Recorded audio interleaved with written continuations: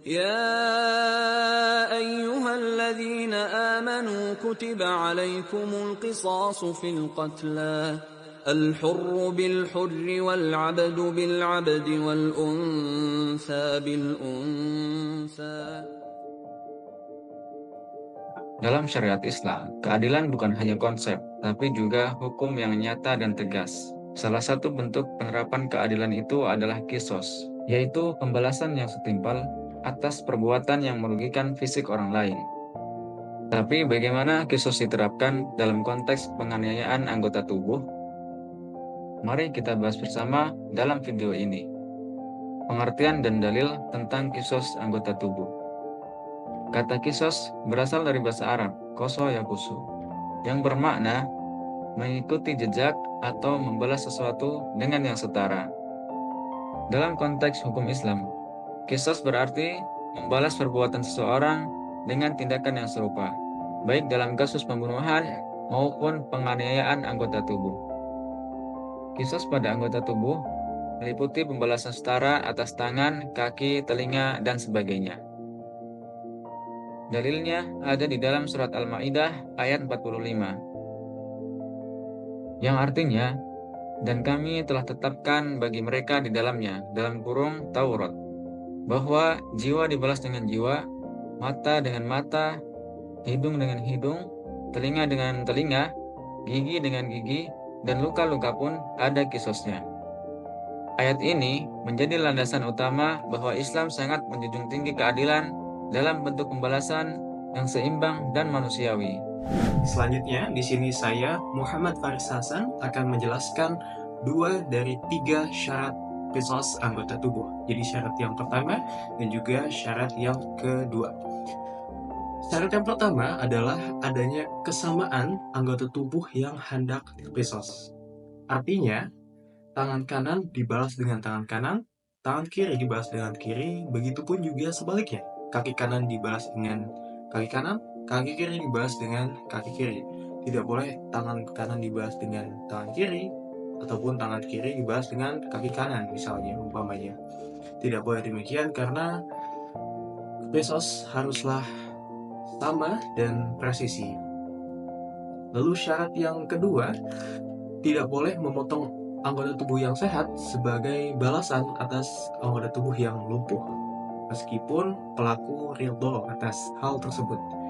Contohnya di sini adalah anggota tubuh yang terluka ialah tangan kanan, namun tangan kanan yang terluka tersebut lumpuh.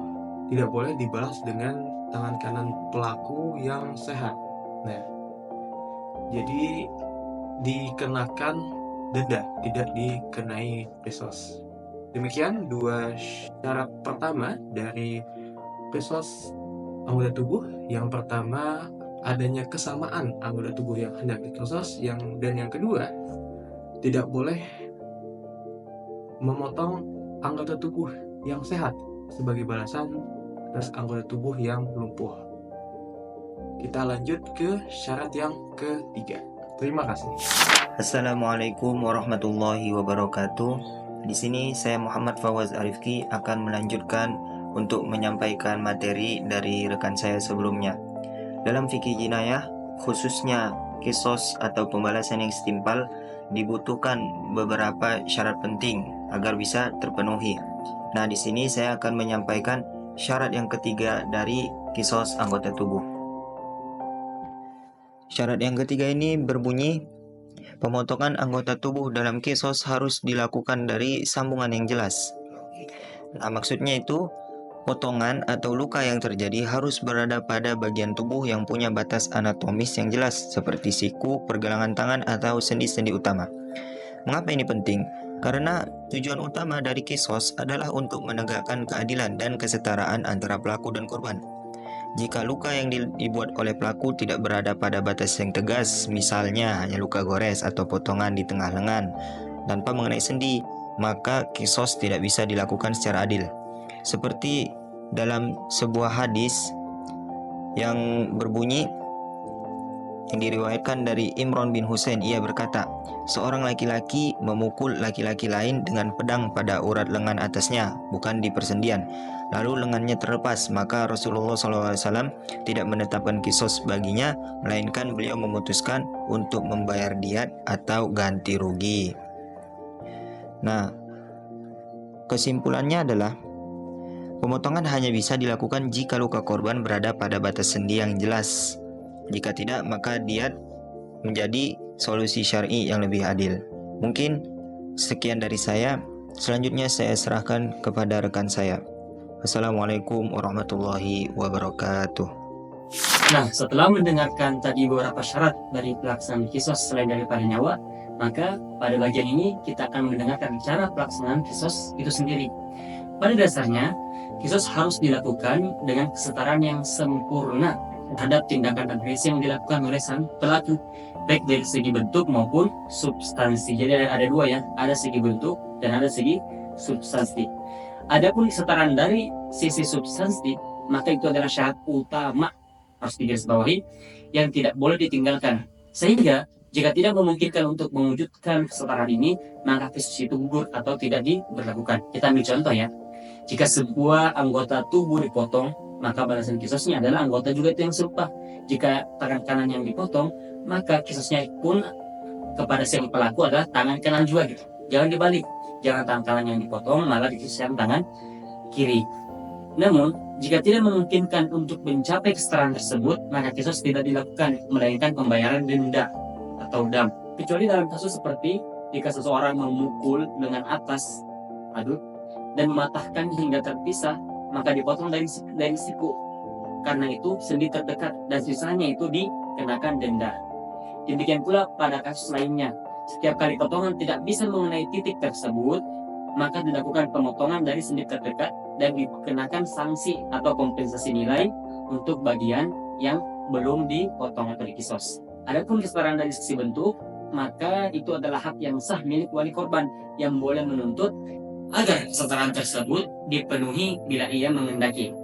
Maksudnya adalah pelaksanaan kisos dilakukan dengan cara yang sama seperti yang digunakan oleh pelaku saat melakukan kejahatannya terhadap korban. Jadi misalnya si korban ini dilukai dengan tembakan, maka wali korban itu berhak menuntut kembali untuk kisos dengan cara tembakan tersebut. Jika dilakukan dengan pedang, boleh menuntut dengan pedang. Hanya saja perlu digarisbawahi, kecuali dengan hal-hal yang diharamkan, seperti membunuh dengan sihir, ataupun misalnya dengan cara-cara lain yang diharamkan dalam Islam. Tentu ini tidak boleh. Jadi jika wali korban menuntut dengan cara yang haram karena pelaku melakukan dengan cara yang haram dalam Islam, maka dalam kasus seperti ini kisosnya tetap dibayarkan dengan pedang. Wallahu a'lam. Mungkin cukup sekian tentang bagaimana pelaksanaan hukum kisos selain daripada nyawa. Melanjutkan dari pembahasan sebelumnya,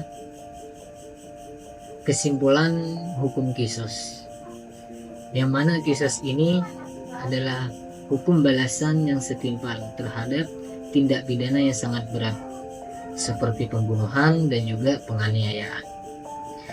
Sebagaimana prinsip utama dalam kisos ini, yakni hukum balasan yang setimpal dengan perbuatan, seperti nyawa dibalas dengan nyawa dan luka dibalas dengan luka. Hukum kisos ini sendiri memiliki dasar hukum atau dalil yang sangat kuat. Salah satunya terdapat di dalam Al-Quran surah Al-Baqarah ayat 178. Jadi hukum ini merupakan bentuk pemeliharaan keadilan di dalam Islam, akan bisa menjadi pencegah terhadap perbuatan kejahatan. Lantas apakah dengan adanya hukum kisos ini Islam dikatakan agama yang keras dan tidak toleransi? Tidak seperti itu.